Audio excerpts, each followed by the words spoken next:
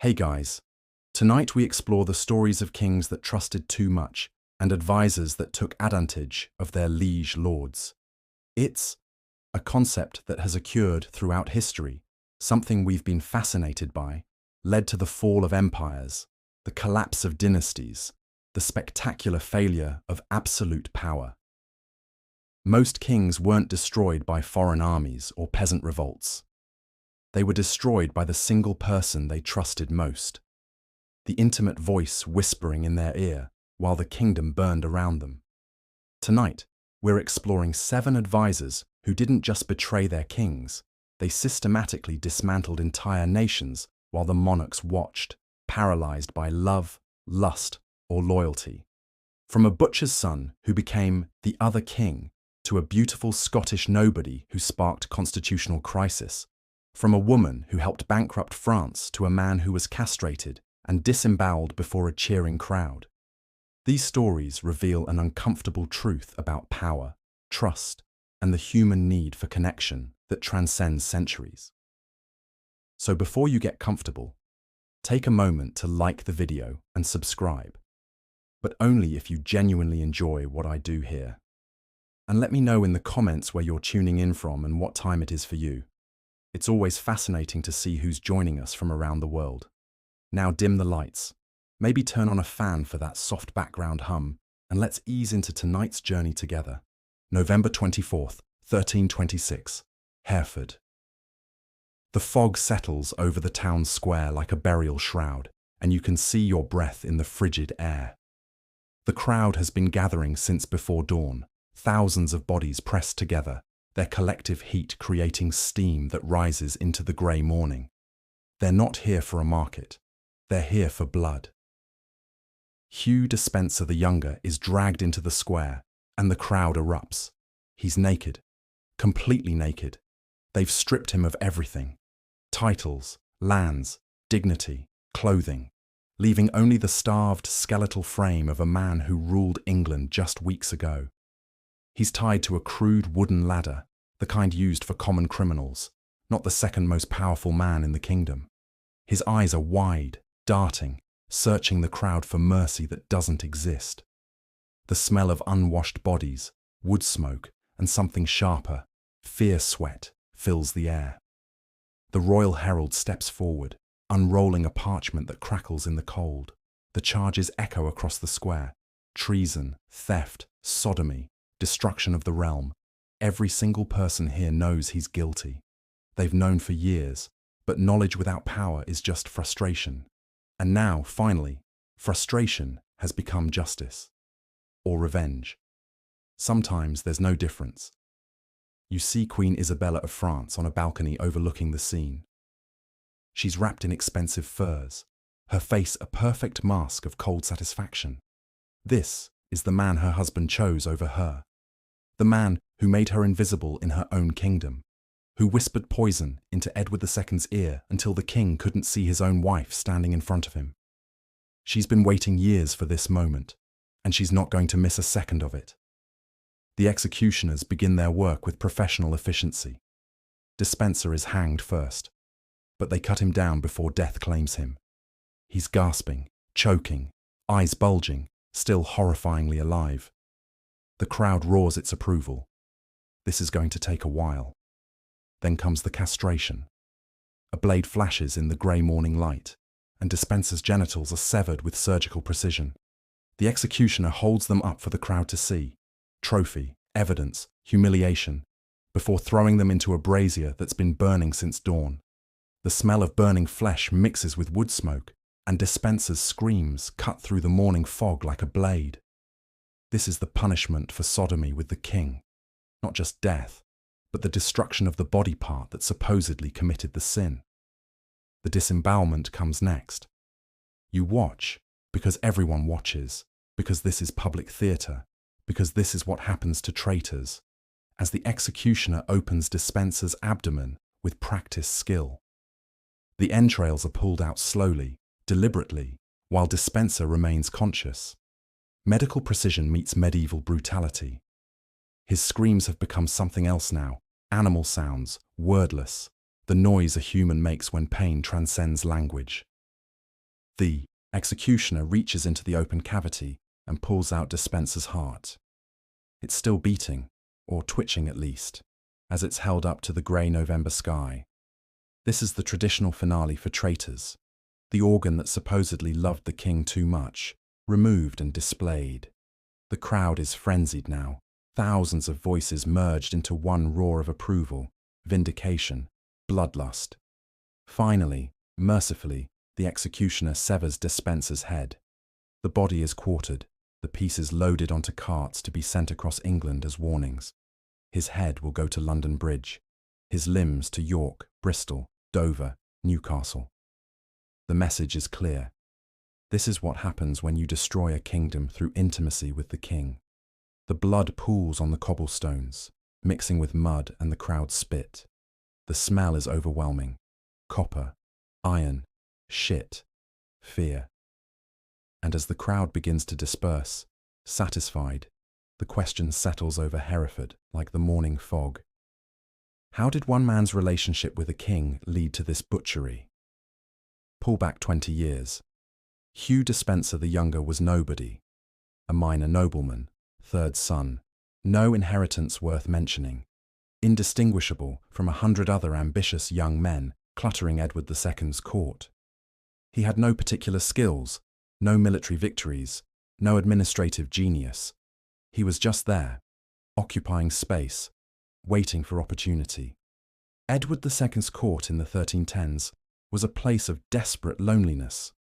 The king was surrounded by nobles who'd spent his entire reign trying to limit his power, by barons who'd executed his previous favourite, Piers Gaveston, beheaded in 1312, and by a father's legacy he could never escape. Edward the Firm had been the hammer of the Scots, the warrior king. Edward II was not. He was a king desperate for loyalty, for affection, for someone who wouldn't betray him the way everyone else had. Despenser filled the void Gaveston left.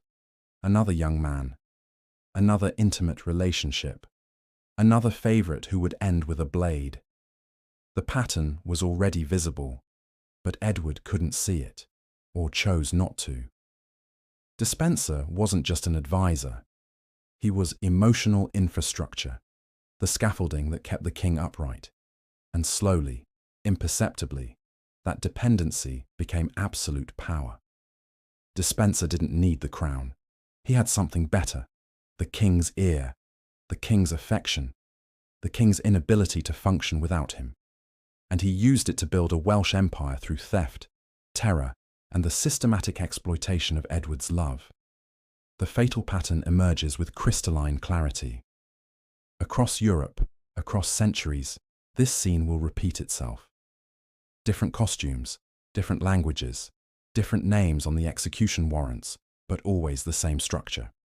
The king's most intimate confidant becomes the kingdom's executioner, not through dramatic midnight betrayal, but through the slow, grinding corrosion of royal judgment. 7 advisors across 3 centuries. 7 kingdoms hollowed out from within. 7 catastrophes that everyone could see coming except the one man with the power to stop it.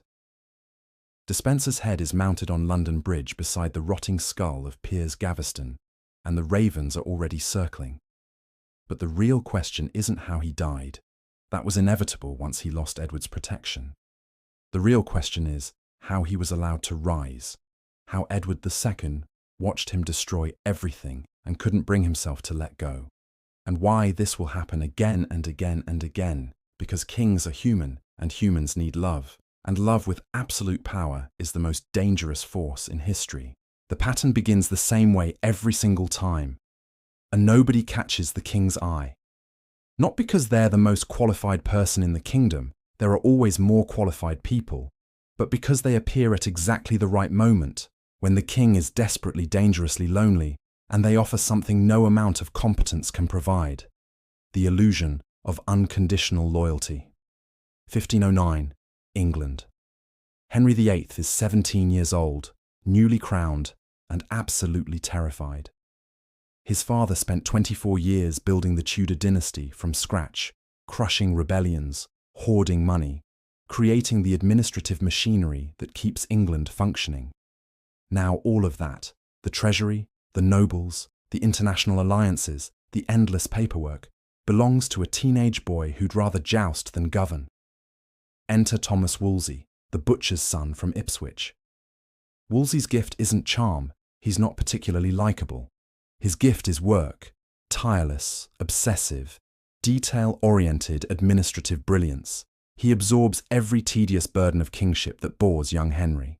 Treaties, Wolsey handles it. Tax collection, Wolsey. Judicial appointments, Wolsey. Diplomatic correspondence. Wolsey stays up until 3 in the morning drafting letters while Henry sleeps, and slowly, imperceptibly, Henry begins to relax. He has someone who makes kingship manageable. The titles accumulate like snow in winter. Lord Chancellor, Archbishop of York, Cardinal, Papal Legate. Alter Rex, the other king, a phrase whispered in corridors with equal parts awe and resentment. Wolsey doesn't just advise Henry, he becomes the machinery of government itself. And Henry, young and energetic and desperate to enjoy being king without actually doing the work, lets it happen. "My Wolsey will handle it" becomes his constant refrain, and the dependency becomes total. By the 1520s, foreign ambassadors know the truth. If you want something from England, you don't petition the king, you petition Wolsey. He lives better than Henry, builds palaces that dwarf royal residences, and accumulates wealth that would make Renaissance princes weep with envy. But Henry doesn't care, because Wolsey makes his life easier. And what's the point of being king if you have to work? 1607, England. King James the Firm is 41, married to Anne of Denmark, father of 3 children, and perpetually dissatisfied. The marriage is political, loveless, a breeding arrangement that produced heirs and nothing else. James is watching a joust, bored as usual, when a 21-year-old Scottish nobody named Robert Carr falls from his horse directly in front of the royal box and breaks his arm. James is transfixed. Not by competence, Carr has just spectacularly failed at jousting, but by beauty, youth, vulnerability. The broken arm needs tending, so James insists Carr recover at court, where the king can personally oversee his care. That's the story anyway. The truth is simpler and more human. James is lonely, aging, trapped in a marriage that provides duty but not affection, and this beautiful young man represents possibility. Carr's ascent is dizzying, and based on absolutely nothing except the king's desire. Viscount Rochester, Earl of Somerset, Privy Councillor, Gentleman of the Bedchamber, all within a few years, and Carr has done precisely nothing to earn any of it, except exist and be beautiful, and let James love him. 1612, Robert Cecil, the skilled Secretary of State who actually knows how to govern, dies. James, in a fit of romantic delusion, gives Cecil's responsibilities to Carr. The government begins to crack immediately. Carr doesn't understand diplomacy, finance, or administration. He's 26 and gorgeous, and has no idea what he's doing. But he has the king's ear, and that's all that matters. 1614, England. James's eye wanders, it always does, and lands on George Villiers, 22, even more beautiful than Carr. James falls harder this time, desperately, shamelessly. He writes love letters that are read at court, circulated, gossiped about. "I love the Earl of Buckingham more than anyone else." He signs them publicly, without embarrassment, a king declaring his emotional dependency to the entire world. Buckingham's power becomes unprecedented. He doesn't just influence James I, he inherits James's son Charles I, controlling access to both kings simultaneously. He's the gatekeeper to the entire English state. Want an audience with the king? Ask Buckingham. Want a military commission? Buckingham. Want a trade monopoly? Buckingham.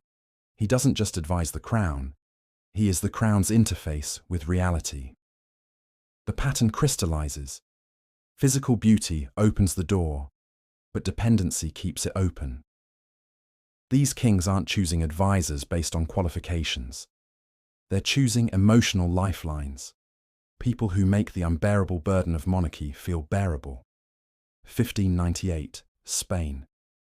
Philip III ascends to the Spanish throne at 20 years old, inheriting the largest empire on earth, territories spanning Europe, the Americas, Asia, the Philippines, and he has no idea how to manage any of it. He's shy, pious, overwhelmed, desperate for someone to shoulder the burden. Francisco Gómez de Sandoval, Duke of Lerma, steps forward with perfect timing. Lerma doesn't seduce with beauty. He seduces with confidence. He offers to handle everything while Philip prays, hunts, and pretends kingship is easy. The valido system is born. The king's favourite minister wielding royal authority without royal responsibility.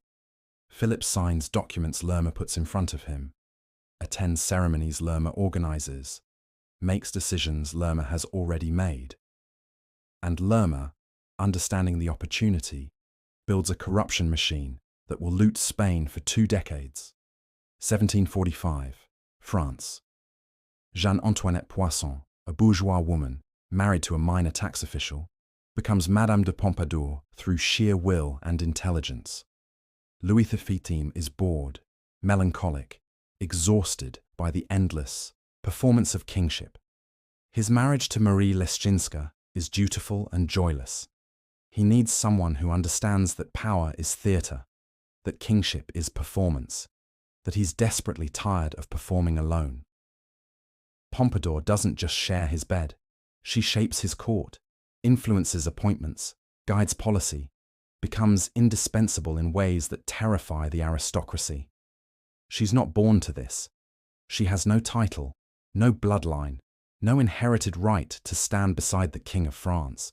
Her very presence overturns the social order, and the resentment builds like pressure behind a dam.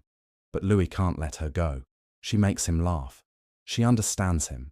She makes the burden of being Louis XIV, performing majesty while feeling empty inside, bearable.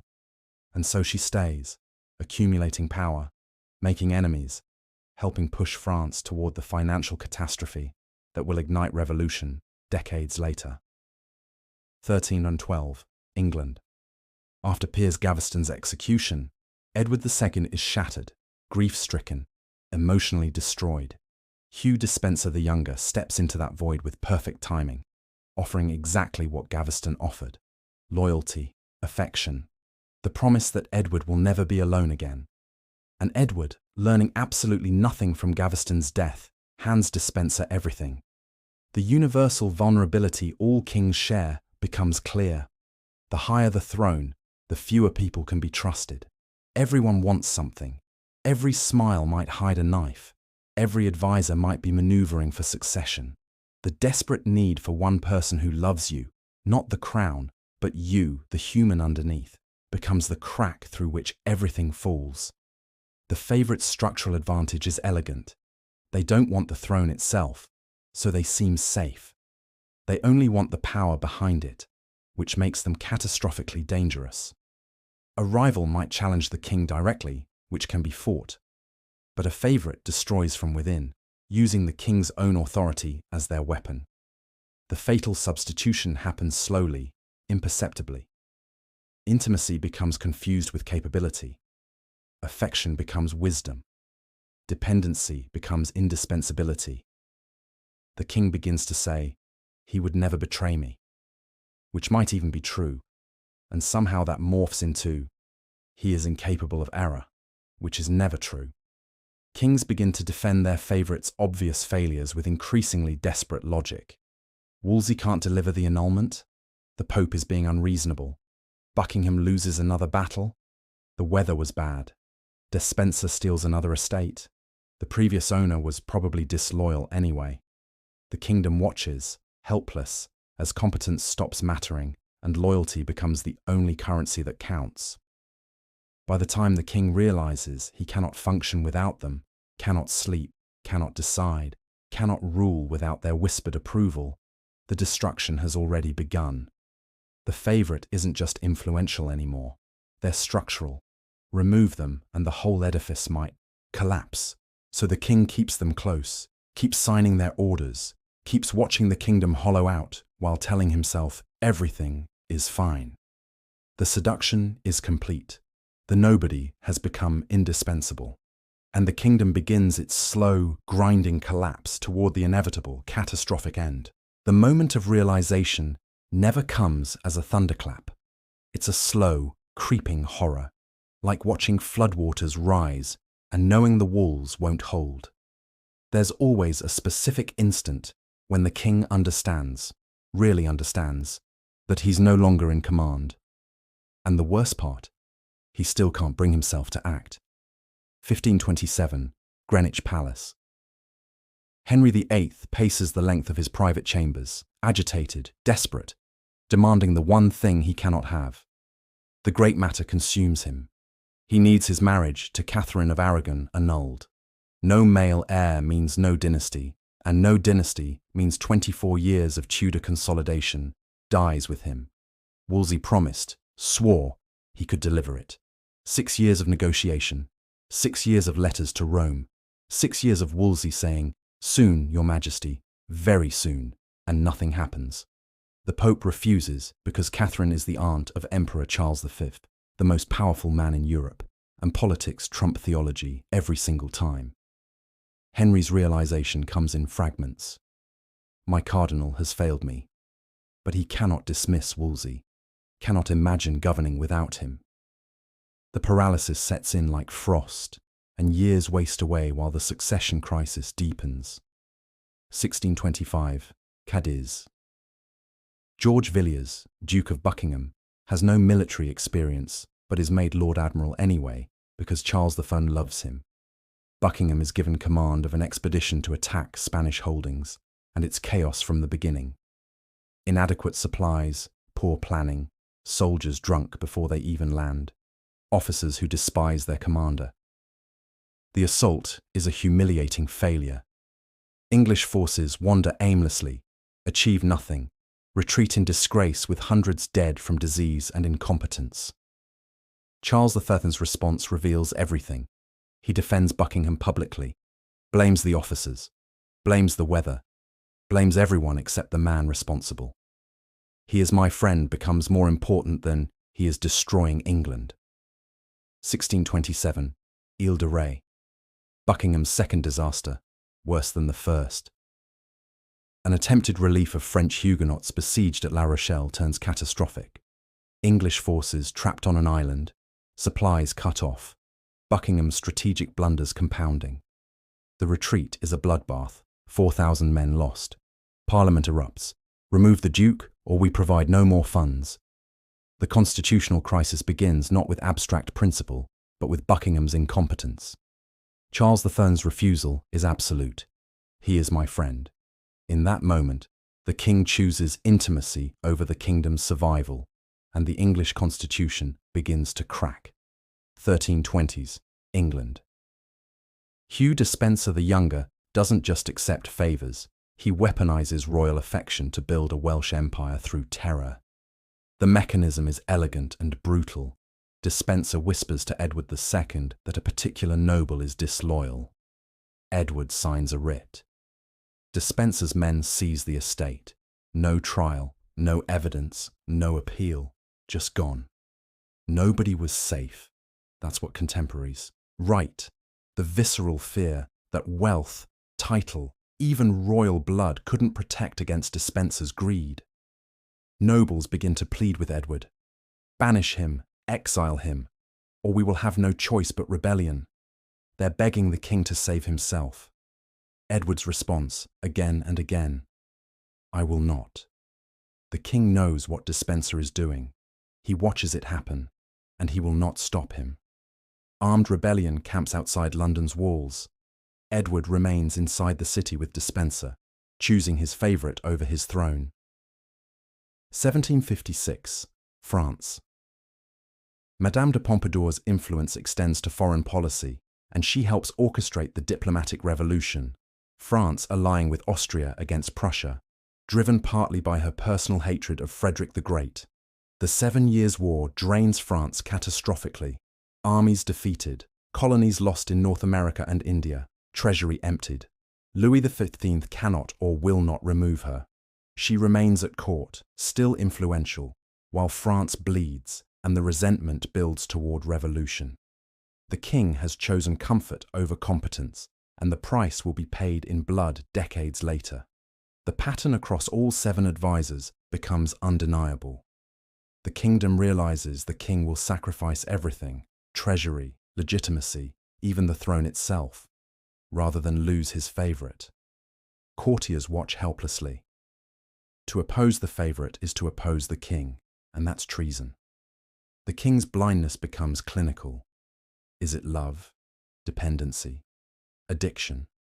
Whatever the name, he cannot see what everyone else sees with perfect clarity. Henry VIII watches Wolsey build palaces while the annulment stalls. Charles the Warren watches Buckingham lose battles and defends him anyway. Edward II watches Despenser steal estates and signs the documents authorizing it. Louis XV watches Pompadour influence disastrous policy and keeps her at his side. The point of no return passes quietly, without ceremony. There's no specific moment when it becomes impossible to fix, just the slow understanding that the kingdom is already doomed and the king is still smiling at the man destroying him. The favorite has become structural. Remove him and the king might collapse. So the king keeps him close, keeps defending him, keeps watching everything fall apart. The kingdom screams warnings. Parliament refuses funds.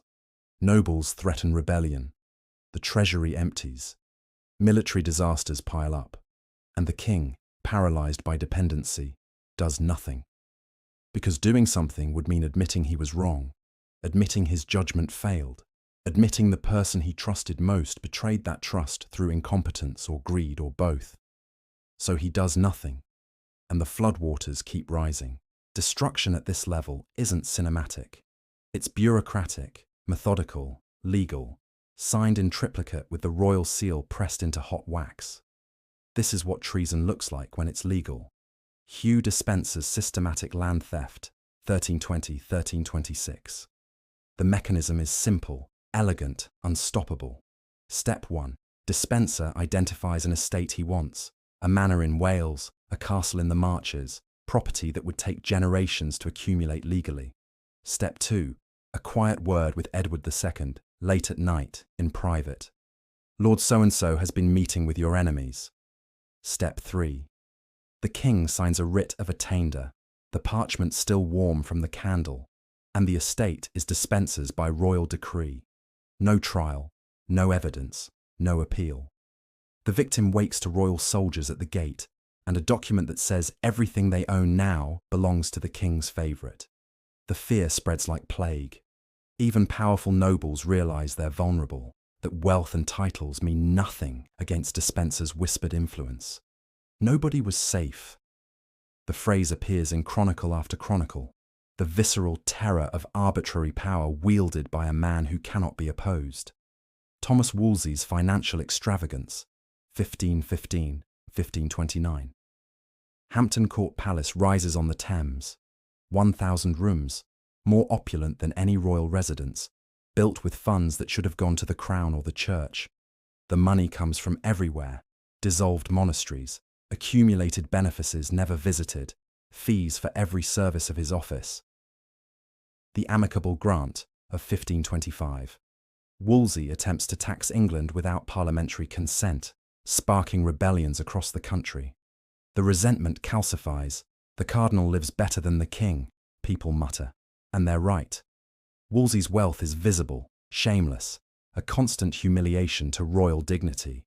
Robert Carr and the Overbury murder, 1613. Sir Thomas Overbury, Carr's former friend, opposes Carr's marriage to Frances Howard because he knows it will diminish his own influence. The problem? Overbury knows too much about Carr, about the king, about secrets that keep the favourite in power. The solution? James IV, at Carr's urging, offers Overbury a diplomatic post abroad. It's a trap. When Overbury refuses, he's imprisoned in the Tower for disobeying the king. The murder is slow, methodical. Frances Howard's agents administer poison over months, arsenic in his food, venom in his wine. September 1613. Overbury dies in agony, alone, official cause given as natural illness. 1615. The conspiracy unravels. Francis Howard convicted, Carr convicted, both sentenced to death but pardoned by James III. He cannot bear to execute his former lover. The damage isn't in the executions that don't happen. It's in the public exposure that the king's intimate circle is murderous, corrupt, and above the law. The Duke of Lerma's institutionalized corruption, 1598-1618. Lerma doesn't steal alone. He builds a machine. Offices are sold openly. Want to be a magistrate? Pay Lerma. Need a royal contract? Pay more. Every function of the Spanish state has a price, and the money flows upward. The treasury hemorrhages while Spain fights wars across Europe, but the funds disappear into private accounts, estates, bribes to keep the system functioning. The facade holds because Philip III doesn't want to govern. He's content to hunt, prey, and let Lerma handle everything, even as everything means slow-motion collapse. George Villiers, Duke of Buckingham's military catastrophes, 1625–1628. The Cadiz expedition, $250,000 spent, 4,000 men deployed, 0 strategic gains. The Ile de Ré disaster, another $300,000, 7,000 men, 4,000 casualties. Buckingham barely escapes with his life. The financial crisis. Charles needs money to fund Buckingham's wars, but Parliament refuses unless Buckingham is removed. Charles's solution: rule without Parliament, raise taxes through royal prerogative, revive ancient feudal fees, and push England towards civil war. Madame de Pompadour and the 7 Years' War, 1756–1763. Pompadour's influence shapes the diplomatic revolution. France allies with Austria because Pompadour despises Frederick the Great of Prussia. The war is catastrophic. Armies defeated at Rossbach, colonial empire lost in North America and India, treasury drained. The cost: 1.5 billion livres spent, France's credit ruined, debts spiralling toward the crisis that will ignite revolution in 1789. Pompadour remains at Louis XIV's side throughout, still influential, still resented, as the visible symbol of aristocratic excess while France suffers. The pattern becomes clear. These aren't acts of treason in the dramatic sense. They're legal, authorized, signed by the king. Courtiers and subjects watch helplessly. Opposing the favorite means opposing the king. And that's treason. The kingdom is hollowed out while the king smiles and signs documents, believing his favorite is serving him when the favorite is serving only himself. By the time the scale of damage becomes undeniable, the advisor has metastasized into the state itself. Removing him won't restore what was lost, only reveal how much is already gone. The collapse, when it comes, feels both sudden and overdue, like a building that's been cracking for years finally giving way. Everyone saw it coming, everyone except the king. 1529, Cardinal Wolsey's fall from power. October, and the walls close in. Charged with prémunire, the medieval crime of serving a foreign power above the English crown, a technicality weaponized to destroy him. Everything stripped away in weeks. Lord Chancellor's seal confiscated, palaces seized, wealth redistributed. The man who was alter rex, reduced to nothing. November 1530, arrested for treason, the final charge, the one that carries the death penalty. He dies en route to London for trial, collapsing at Leicester Abbey, either from illness or the sheer weight of his fall. His last words, recorded by his servant George Cavendish: "If I had served God as diligently as I have done the king, he would not have given me over in my grey hairs." The irony is crushing. Wolsey spent his life serving Henry, and Henry discarded him the moment he became inconvenient. 1615–1616, Robert Carr and the Overbury murder scandal explodes into public view. The trials begin in 1615. Francis Howard's accomplices tried first, several executed, evidence pointing inexorably toward Carr himself. May 1616. Francis Howard convicted of murder, She confesses, sentenced to death, but James III commutes it to imprisonment. Carr's trial follows. The evidence is damning, his guilt clear, but James cannot bring himself to execute the man he once loved. Both Carr and Francis imprisoned in the Tower, their power shattered, reputations destroyed. The damage to James IV's court is incalculable. The king's intimate lover is a convicted murderer, and everyone knows James protected him as long as possible. Public and parliamentary trust in the king's judgment, gone, irretrievably. August 23, 1628, Portsmouth. George Villiers, Duke of Buckingham, is preparing yet another military expedition to relieve La Rochelle. The country is exhausted, Parliament hostile, the king isolated. John Felton, a disgruntled army officer who served under Buckingham and was denied back pay, enters the house where Buckingham is meeting with officers. One thrust of the knife into Buckingham's chest. The Duke staggers, gasps, "Villain!" and collapses, bleeding out on the floor. He dies within minutes. Felton is immediately arrested, calm, ready to be executed for what he considers a patriotic act. The public reaction stuns the court. Celebrations in the streets. Felton briefly hailed as a hero. Parliament quietly relieved that the problem has solved itself. Charles I is devastated. Steenie is gone, his closest friend murdered, and he retreats into grief and stubbornness. The constitutional damage is already permanent. Buckingham's wars forced Charles into conflict with Parliament, and now, without Buckingham, Charles has no one to blame but himself. November 24, 1326, Hereford. Hugh Despenser the Younger's execution. Queen Isabella and Roger Mortimer have invaded England with a small army, and Edward II's support has evaporated. Nobles, commoners, even the king's own son have abandoned him. Despenser is captured, tried by a hastily assembled tribunal, sentenced to the traitor's death. The execution, castration, disembowelment, beheading, quartering, medieval justice as public theatre and warning. January 1327, Kenilworth Castle. Edward II is forced to abdicate, the first English king deposed by his own subjects. September 1327, Edward II is murdered in Berkeley Castle, probably on Mortimer's orders. The former king destroyed by his love for his favourites. 1618, Spain. The Duke of Lerma's engineered escape. Opposition to Lerma has been mounting for years, scandals multiplying, even Philip III beginning to doubt. Lerma's solution is brilliant and cowardly. He secures a cardinalate from Pope Paul V, becoming a prince of the church. Once he has the cardinal's robes, he's untouchable. Church law protects him from secular prosecution, and he retires from court with his wealth intact.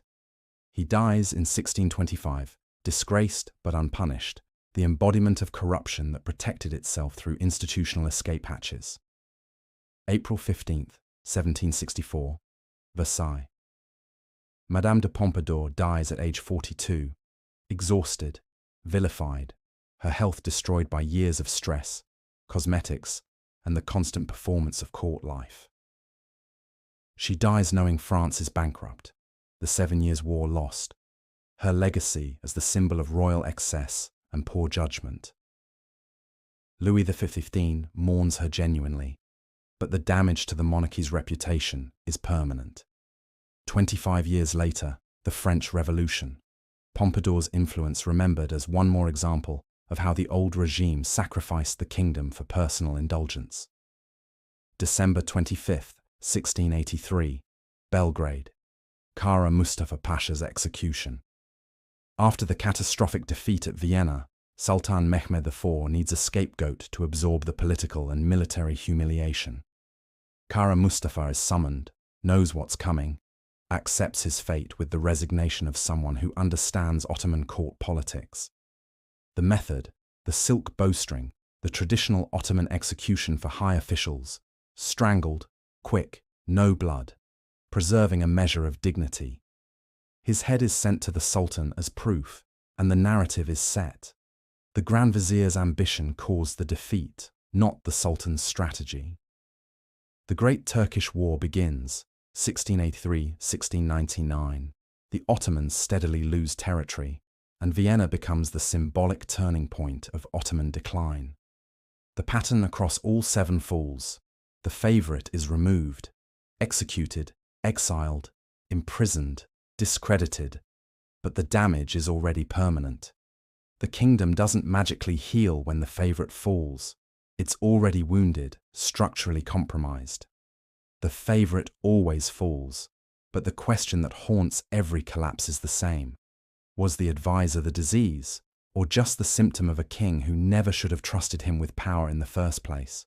The advisor is gone, but the kingdom isn't restored. It's transformed, broken, fundamentally weaker than before, and there's no going back. England after Wolsey, 1530–1603. The English Reformation unleashed. Wolsey's failure to secure the annulment forces Henry VIII to break with the Catholic Church, not out of theological conviction, but out of desperation for an heir. 1534. The Act of Supremacy declares Henry VIII the supreme head of the Church of England, a constitutional revolution masked as a divorce proceeding. The dissolution of the monasteries begins. 1536–1541. Over 800 religious houses closed, their wealth seized, land redistributed, and the social fabric of England torn apart. Religious violence follows for decades. Protestant Edward VI, Catholic Mary the Far and burning heretics, Protestant Elizabeth I navigating a divided nation. The legacy. England is permanently split from Catholic Europe, its identity redefined, and the fault line of religious conflict will persist for centuries. Wolsey's failure to deliver the annulment becomes the hinge on which English history turns. England, after Robert Carr, 1616–1625. James I's moral authority shattered. The Overbury murder scandal destroys any remaining public trust in James I's judgment. His intimate lover is a convicted murderer, protected by the king for as long as possible. Parliament becomes openly contemptuous. If the king cannot choose trustworthy advisers, how can he be trusted to govern? The groundwork is laid for Charles III's catastrophic relationship with Parliament. James bequeaths his son a crown with compromised legitimacy. England after Buckingham, 1628–1649. The constitutional crisis explodes into civil war. Buckingham's assassination in 1628 removes the lightning rod, but the constitutional damage is already done. Charles III, without Buckingham to blame, faces Parliament alone, and Parliament will not fund further wars without concessions Charles refuses to grant. 1629–1640. The personal rule, 11 years of Charles governing without Parliament, raising taxes through royal prerogative and reviving ancient feudal fees. 1640. Financial desperation forces Charles to recall Parliament, and the confrontation resumes immediately. 1642.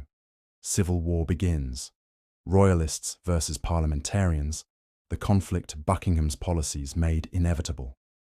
1649. Charles I is tried for treason, convicted, and executed. Buckingham's ghost presiding over the scaffold. The English monarchy never fully recovers its claims to absolute power. Parliament's victory is permanent. England after Hugh Despenser, 1327–1330, the precedent of deposition. Edward II's forced abdication in January 1327 is the first in English history.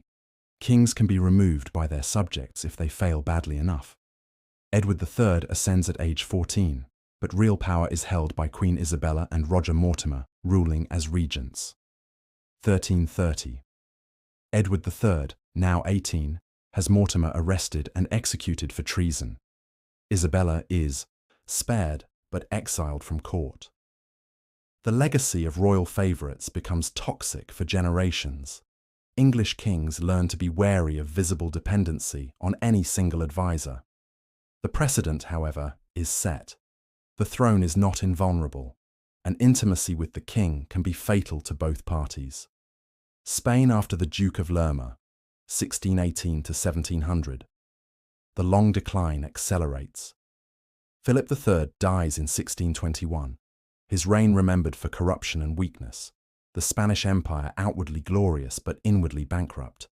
Philip IV inherits chaos.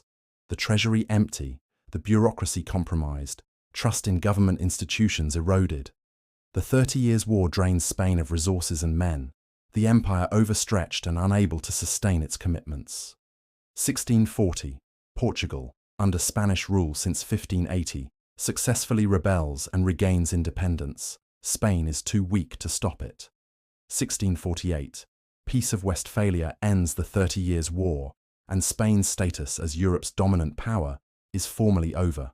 1700, the Spanish Habsburg line dies out with Charles II, the physically and mentally disabled product of generations of inbreeding. A dynasty that rotted from within, Lerma's legacy of institutional decay finally complete. France after Madame de Pompadour, 1764–1789. The debt comes due in blood. Louis XV dies in 1774, 10 years after Pompadour, despised by his subjects as Louis the Well-Hated. His reign remembered for military defeats, fiscal recklessness, and moral decay. Louis XVI inherits the throne at 19 and inherits insolvency. The 7 Years' War debt is catastrophic, and France's credit is exhausted. 1778–1783. France finances the American Revolution, hoping to weaken Britain, but the cost pushes the French treasury past the breaking point. 1787. France effectively bankrupt, unable to service its debts, forced to call the Estates General for the first time since 1614. 1789. The French Revolution begins, fiscal crisis becomes political revolution, and the Bourbon dynasty faces the guillotine. Pompadour's legacy becomes symbolic.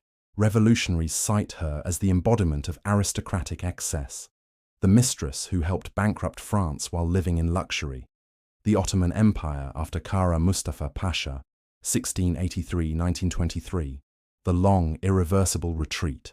The failure at Vienna triggers the Great Turkish War. 1699, Treaty of Karlowitz, the first time the Ottoman Empire is forced to cede significant territory to European powers. The military defeats continue throughout the 18th and 19th centuries. 1923. The Ottoman Empire officially ends, replaced by the Republic of Turkey. The pattern revealed across all 6 kingdoms. Structural damage cannot be undone by removing one person. The advisor's fall provides catharsis, a moment of justice or revenge, but it doesn't restore what was lost. It only reveals how much is already gone. The favorite is gone, but the kingdom is permanently transformed, weaker, poorer, more divided, less legitimate. And history records not just the advisor's crimes, but the king's failure to stop them before it was too late. 7 stories told, 7 kingdoms fallen, and now the pattern emerges with perfect, terrible clarity. The structural problem of absolute monarchy, isolation, is built into the system. The higher the throne, the thicker the walls. Every courtier wants something. Every noble is a potential rival. Every advisor might be plotting succession. The king's dilemma becomes existential. Who can be trusted when trust itself is a liability? When showing weakness invites conspiracy? When paranoia is rational? The psychological need for one person who loves the man, not the crown. Someone who sees you at your worst and doesn't flinch, doesn't judge, doesn't scheme. This need isn't weakness, it's human. But when combined with absolute power, it becomes catastrophic. Why competence doesn't matter in the selection of favourites. Henry VIII didn't choose Wolsey because he was the best administrator in England. He chose him because Wolsey made the burden of kingship bearable. James III didn't choose Robert Carr because of his political acumen. He chose him because Carr was beautiful and young and made the aging king feel alive. James didn't choose Buckingham to replace Carr for any reason, except that he fell in love again, helplessly, shamelessly.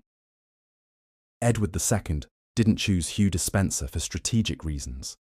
He chose him to fill the void left by Piers Gaveston, because being king without someone to share it with was unbearable. Philip III didn't choose the Duke of Lerma because he was the most qualified. He chose him because Lerma promised to shoulder the burden of ruling, while Philip prayed and hunted. Louis XV didn't choose Madame de Pompadour because of her political skills. He chose her because she made him laugh, understood him, made the performance of kingship less exhausting. The fatal substitution. Intimacy becomes confused with capability. It happens slowly, imperceptibly. The king begins to rely on the favourite's advice because the favourite is always there, always available, always affirming. He would never betray me, somehow morphs into, he is incapable of error. The logic is absurd but psychologically irresistible. The king's judgment becomes warped by dependency. Criticism of the favourite feels like criticism of the king's own judgment, his own heart, and must be rejected.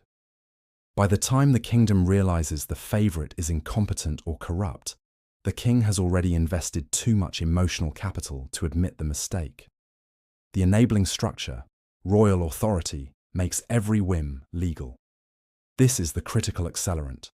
The favourite's bad ideas become policy, bad judgment becomes law, corruption becomes state practice, all with the king's seal pressed into wax. Despenser doesn't seize land through theft. He seizes it through writs signed by Edward II, legal, authorised, unstoppable. Wolsey doesn't embezzle church funds. He redirects them through papal authority granted by the Pope and enabled by Henry VIII. Buckingham doesn't waste treasury, funds through crime. He does it through military campaigns authorised by Charles III. The machinery of absolute monarchy amplifies the favourite's destructiveness. One person's bad judgment, multiplied by the power of the state, equals kingdom-scale catastrophe. The scapegoat question revisited. Who really destroyed the kingdom? Kara Mustafa Pasha. Was the decision to attack Vienna his ambition, or was he executing the Sultan's own desire for glory and then blamed when it failed? Modern historians suggest the latter, a scapegoat for a royal gamble. George Villiers, Duke of Buckingham. His military failures were catastrophic, but was he the disease or the symptom? Charles I's refusal to dismiss him, Charles's unconstitutional financial measures, Charles's stubbornness, these were the king's choices. The uncomfortable historical truth, the treacherous advisor, often serves as the convenient villain in the king's own tragedy, the face onto which abstract failures can be projected. But some were genuinely actively destructive. Hugh Despenser's land theft was his initiative, his greed, his choice. Edward II enabled it, but Despenser drove it. The Duke of Lerma's corruption machine was his creation. Philip III was passive, but Lerma built the system of embezzlement and self-enrichment. Robert Carr's involvement in Overbury's murder was his crime. James I protected him afterward, but the poison was Carr's decision. The spectrum revealed destroyer, enabler, victim, scapegoat. Sometimes one advisor is all four simultaneously, depending on which lens history uses. The universal pattern. Kings create the conditions for their own destruction. They grant total authority to someone based on personal affection, not proven competence. They refuse to remove the favourite, even when the damage becomes undeniable, even when the kingdom begs them. They sacrifice national interest, constitutional stability, even their own thrones to preserve the relationship. The kingdom burns, and the king stands in the ashes, holding the hand of the person who lit the match. The modern echo. This isn't just about medieval kings. Every organization has this vulnerability. The trusted lieutenant who slowly takes over, the indispensable employee who becomes untouchable, the partner whose influence grows until it's too late to extract them. Every personal relationship has this trap. The friend you trust with everything who slowly destroys your judgment. The romantic partner whose hold on you blinds you to their flaws. The person you trust most has the most power to destroy you, not through dramatic betrayal, but through the slow erosion of your ability to see them clearly. Loyalty and love are not the same as judgment. Intimacy is not the same as wisdom. Dependency is not the same as partnership. The reflection for you, drifting towards sleep. Have you ever trusted someone into a position of power over your decisions, your emotions, your future? Have you ever been unable to see someone's flaws because you needed them too much to admit they were hurting you? Have you ever watched someone else make this mistake and been powerless to intervene because they couldn't hear the warnings? The kings in these stories aren't distant historical figures. They're us, with crowns and armies, but fundamentally us, human, lonely, desperate for someone who won't betray them. And that desperation, that very human need, is what makes the trap inescapable. The final settling truth as sleep approaches. The most dangerous enemy is never the one at the gates, the foreign army, the rival claimant to the throne. The most dangerous enemy is the one whispering in your ear, the one you trust completely, the one whose advice you follow without question, because questioning them would mean questioning yourself. Kings fall not because they were weak, but because they were human.